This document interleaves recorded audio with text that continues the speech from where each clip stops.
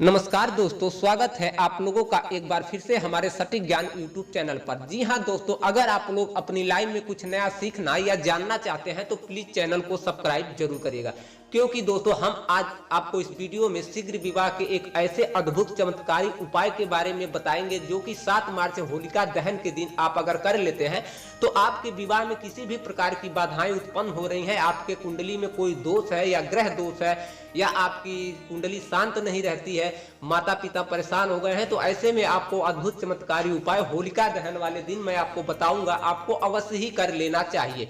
जी हां दोस्तों, आपको उपाय क्या करना, पूरी संपूर्ण जानकारी आपको इस वीडियो के माध्यम से हम आपको बतलाने की पूरी कोशिश करेंगे, जो कि हमारे पूज्य गुरु जी की कथा में सुनकर समझकर शिव पुराण से उठाया गया यह उपाय है। मैं आप लोगों को सरल भाषा में छोटे से वीडियो के माध्यम से आपके पास जानकारी देना चाहूंगा।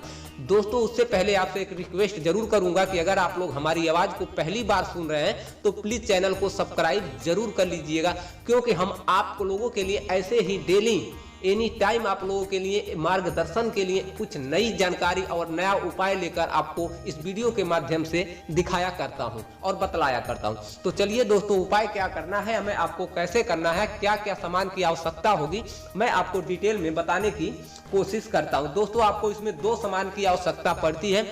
सबसे पहले आपको 2 पान के पत्ते लेने हैं, चौराहे से लेकर आना है। ध्यान रहे, पान का पत्ता बिल्कुल कटा पिटा नहीं होना चाहिए। और उसके बाद आपको 2 सुपारी लेनी है जो पूजा के काम में लिया जाता है, उसी सुपारी को आपको लेकर आना है। सुपारी लेकर आने के बाद दोस्तों आपको क्या करना है, कैसे करना है, वो भी संपूर्ण जानकारी मैं आपको बताऊंगा, क्योंकि दोस्तों हम जो भी आपको उपाय बताते हैं पूरी तरह से सटीक उपाय होते हैं। बड़ी गहन अध्ययन के बाद यह उपाय मैं आप सभी के लिए लेकर आते हैं। आप चाहे तो हमारे चैनल पर बाकी के उपाय भी जाकर देख सकते हैं, क्योंकि हम आप सभी के मार्गदर्शन के लिए ही इन उपायों को लेकर आते हैं, ताकि हम आपके सभी समस्याओं का हल कर सकें। तो चलिए दोस्तों, अब वीडियो स्टार्ट कर लेते हैं। ज्यादा समय नहीं लूंगा, 2 मिनट और लगेगा। 4 मिनट की अगर ये वीडियो आपने देख लिया तो समझ लीजिए आपका विवाह होने से कोई नहीं रोक सकता है। आपके सुयोग्य वर की प्राप्ति इस साल होना ही होना है। चंद दिनों में ही आपके रिश्ते आने शुरू हो जाएंगे। तो चलिए दोस्तों, आपने सुपारी और पान के पत्ते ले लिया, लेकर आ गए। उसके बाद आपको स्नान आदि से निवृत्त हो जाना है। स्नान आदि से निवृत्त होने के बाद आपको दोस्तों क्या करना है, आपको एक तांबे के लोटे में स्वच्छ जल भर लेना है। स्वच्छ जल भरने के बाद आपको उसमें 2 बूंद अगर है तो गंगा जल डाल लीजिए, अगर नहीं है तो भी दोस्तों चलेगा। उसके बाद आपको चले जाना है, सॉरी दोस्तों, आपको 5 बेल पत्र भी लेने हैं। उसके बाद आपको चले जाना है शिव मंदिर पर। शिव मंदिर पर जाने के बाद आपको सबसे पहले दरवाजे पर नंदी महाराज जी को देखना है और आपकी मनोकामना जो है नंदी महाराज के कान में आपको बोल देना शीघ्र विवाह को लेकर। यानी आपकी कोई भी मनोकामना है, विवाह से अड़चने आ रही हैं, बाधाएं उत्पन्न हो रही हैं, कोई दोष है कुंडली में, मांगलिक है, तो शीघ्र समाप्त होने की प्रार्थना करें और भगवान भोलेनाथ से आप अपनी अर्जी नंदी के कान में लगाइएगा। तो नंदी महाराज जी, ऐसा माना जाता है कि आपकी अर्जी सबसे पहले भगवान भोलेनाथ तक पहुंचा देते हैं। इसीलिए लोग नंदी महाराज के कान में, आपने देखा होगा, अक्सर बोलते हैं। लेकिन ये ध्यान रहे इस बात का कि जो भी बात आप बोलते हैं बगल वाले को सुनाई नहीं देना चाहिए। नंदी महाराज के कान में आपको धीमी गति से बोल देना है। उसके बाद दोस्तों आपको चले जाना शिव मंदिर के अंदर। जब आप अंदर चले जाएं तो दोस्तों जो आपने पान के पत्ते और सुपारी लिए थे और बेलपत्र लिए थे, उसमें से 1 सुपारी और 1 पान का पत्ता और 3 बेलपत्र आपको शिवलिंग के ऊपरी हिस्से पर रख देना है।